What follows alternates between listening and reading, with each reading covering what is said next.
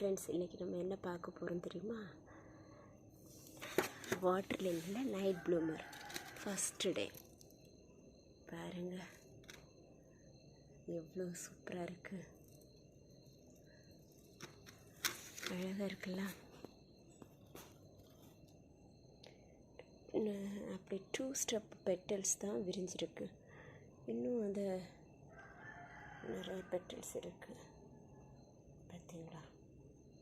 அது விரியும் போது இன்னும் நல்லா அழகாக இருக்கும். 2 செடி வச்சுருக்கேன், இது ஒன்று இது ஒன்று.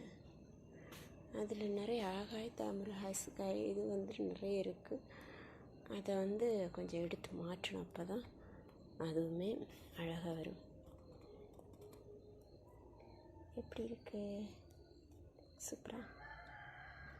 தேங்க்ஸ் ஃபார் வாட்சிங்.